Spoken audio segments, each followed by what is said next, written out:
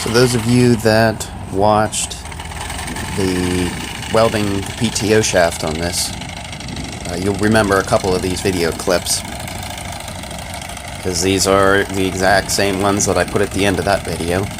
And I just thought I think it's pretty cool to watch all this grass fall over as it's being cut with the sickle bar mower.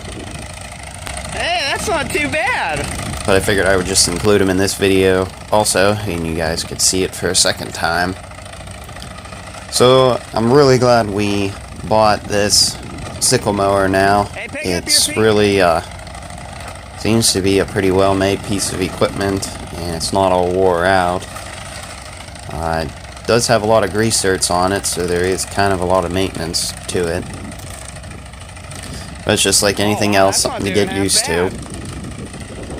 And this is a 6-foot, this is a 6-foot Ford 501 sickle mower, as far as I know. And of course it needs repainted and whatnot, and you know, let's see, we went probably an hour and 15 minutes one way to buy this thing, and the guy had it sitting out in his field, so of course it's all rusty and whatnot. But before that, it was he had it stored in a shed or something, so I think that's why it's in pretty good shape. It's just the paint's all wore off of it.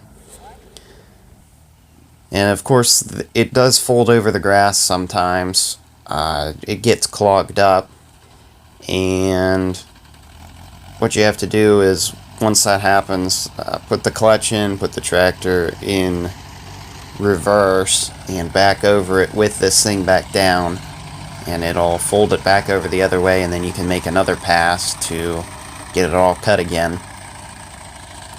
So I've learned to not use this thing after a rain, especially a heavy rain, because the heavy rain will push the grass over, and then this thing can't cut it. I kind of do wish we had a long arm mower, to hook onto one of the tractors, but those things, they are so incredibly expensive. I think they're anywheres from like $10,000 to $20,000 or $30,000, depending on how big you get them.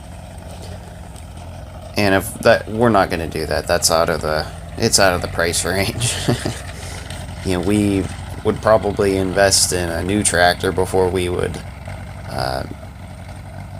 buy an attachment like that. Granted, probably the 8N would probably run it.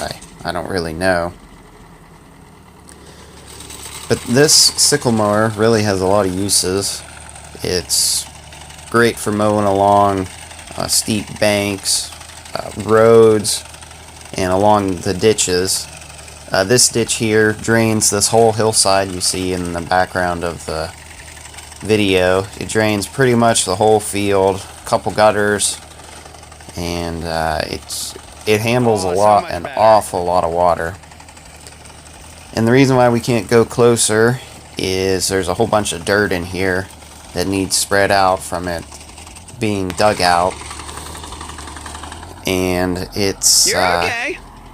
It's just one of those things. I kind of wish we had the 7-foot one. They made like just glides right over it. As far as I know, they made 2 different cutter bar lengths for this sickle mower. And we have the 6-foot version, and I think they made a 7-foot. The 7-foot would be nice to have another foot of reach on that previous hillside over to the left on the video. It would have been nice to have a little bit more reach. You figure you do one pass from the top and one pass from the bottom.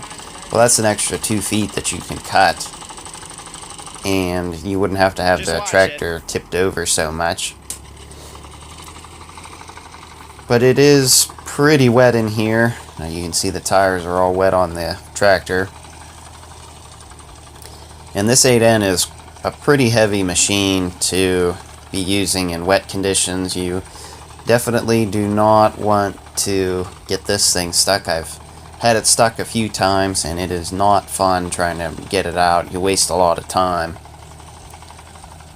But we did the side that I'm walking on. I'm the one filming, and my brother's the one driving the tractor. And we did this side here, and you can see it knocked it over and made it look pretty nice. And I'm pretty happy with this thing so far. We need to tighten up the belt here. You'll see shortly we get into some really heavy stuff and very woody, and it just doesn't want to cut it. This spot here, there's a whole bunch of ragweed and stuff that grows in here. This was where I took out those big walnut trees. Some of you might remember. And from stuff getting overgrown, you can see to where the edge of the bank tapers down, the sickle mower, we're about 6 feet out, so an entire sickle mower width is how far we've not mowed because it's been overgrown. And all the stuff that's on the left side of the screen on the right side where the bank is will all grow out, and then it's trying to find sunlight, so it goes towards where we mow, and it's just tough to keep all this stuff mowed because we haven't had a sickle mower in 20 years or ever. And I'm pretty happy with this thing so far. This is where we slipped the belt, and we actually broke one of the teeth on it also. And once we were starting to do that, I figured, you know what, this stuff is too thick, we can't really do it. Now there is a couple trees in here which, surprise surprise, are more ash trees, and we know obviously from the other ones that these ones are probably the next ones to cut down. That first one that we went around, not this one here,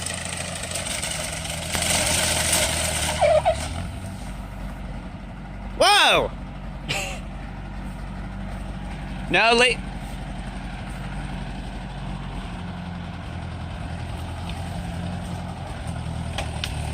okay, that's good.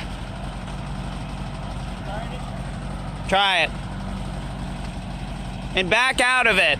Come back out. Come back. Whip it on.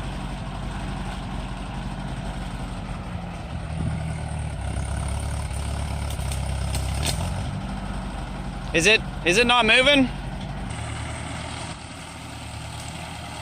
So getting back to this first tree here, this was an ash tree here, and it was always unhealthy. It was not a very healthy tree to start with, and I can see now it's pretty much dead. And this one will be probably the next tree to cut down. It's pretty big, and this is where having a tractor with live hydraulics and a live PTO would be very, very handy,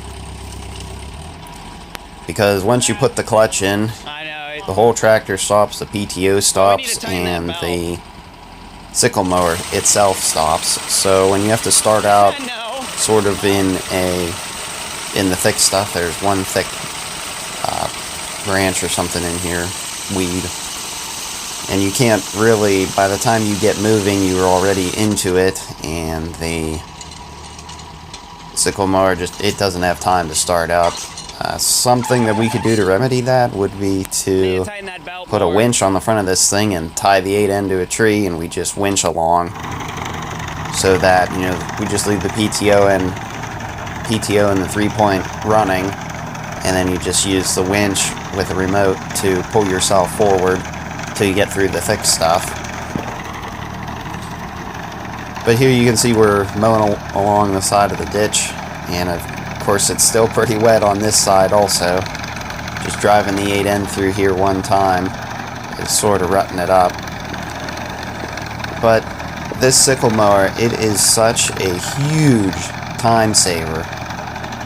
For me to either push mow this or weed whack this entire area, this entire stretch, I don't know, it's probably 400 or 500 feet long. It'd take me a few hours to do that probably, and in 5 minutes with the 8N and the sickle mower, it mows it all down. Now granted, the sickle mower does not grind stuff up, chop stuff up. All it does is just cut it at the base and lay it over, which I'm fine with. It'd be nice if it chopped it up, but you know, this is kind of the poor man's long arm mower. Because these sickle mowers, you can buy them for, this one set us back $200, and then the other half of the PTO was another $120. And I can see now, after using this, we've needed this thing for a long, long time. It's been long overdue for doing stuff like this. Because doing this with a push mower or a weed whacker, it just takes too long. And it's miserable. It's the 3 T's: time consuming, tedious, and tiring. Those are the 3 T's that we're avoiding using this thing.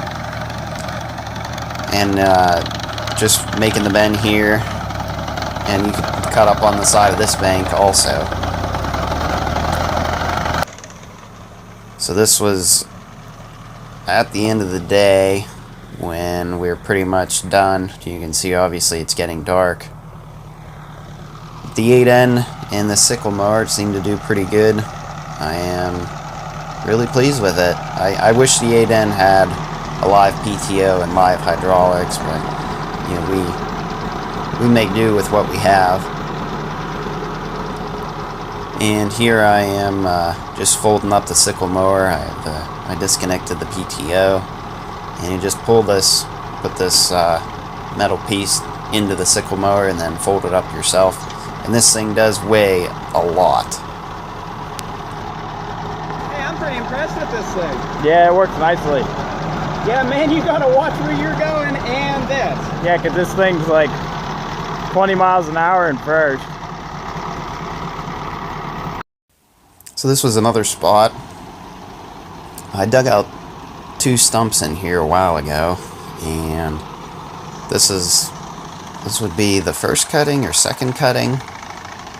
And you can see it just chops everything right at the base, and it just lays it right down.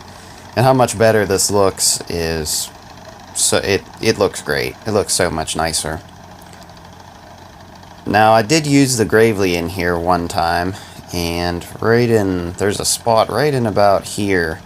There's a big dip, and here I got the Gravely stuck, bottomed it out, and my brother had to tow it out. But you know what this thing does in a minute, the Gravely will do in 15 or 20 minutes. So this thing, it's such a huge time saver, and it does take a lot of skill to run this thing. I'm not gonna lie. The 8N goes so fast in first gear and really fast in reverse. I think reverse is like 10, 11 miles an hour, something like that, and like that's what third gear in forward is. But we could put a step down or step up transmission, or I don't know, gearbox in this thing. But the problem is as far as I know, that would also mess with your PTO, the speed of the PTO, and the speed of the hydraulics to raise and lower the 3-point. So I'm kind of seeing now, it's not that the 8N is a bad tractor or anything, it's a great starter tractor. Just get something to start with. But it would be nice to have something that was hydrostatic to do this, or even something with some much slower gears to do these kind of jobs, and a live PTO and live hydraulics to do these, because you don't need to go super fast the whole time to run this thing. It's just, you don't need to. And to get the tractor at the 540, you have to raise the RPMs, which gets the 3-point, the PTO going faster, but it also makes the tractor go faster, which is not really something that you want. I mean, there are times that you do want that, but when you're doing stuff like this, you really don't want to be going super fast. And the creek is over here too. I'm the one running the tractor, my brother's the one filming.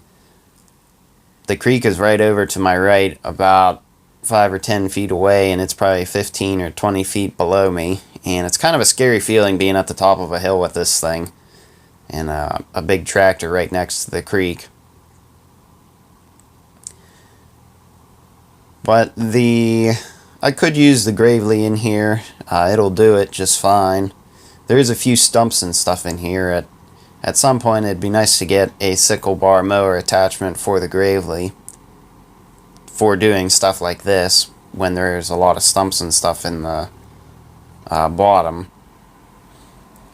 But I'm just kind of going back and forth here, doing pass after pass to mow this brush and stuff down. But the 8N, I'm happy with it. It'll do it. You just have to be kind of skilled to run this thing. You know, to run the loader on this tractor, you have to chain down the 3-point, so it diverts all the fluid to run the loader, which is kind of very archaic. I mean, it does work, but it's kind of archaic. And then this tractor also has that trip bucket, so you pull a lever and the whole bucket just drops, and there's no power back up. There isn't even a cylinder on the front of this thing, so you have to lay the whole loader back onto the ground and get the pin to go back in again. But this sickle mower, it seems to work pretty good. It does, for stuff like this, you really can't beat it. With the Gravely, I would have to be, either going in or out, to the left or the right of the screen with it, or running along the side. And the sickle mower just does it in one fell swoop, and we're done. So I think that's pretty much all I have to say for this video. Hope everyone enjoyed it. Don't forget to like, comment, and subscribe for more, and we'll see you in the next one. Well, it takes a lot of skill to run this. Yeah.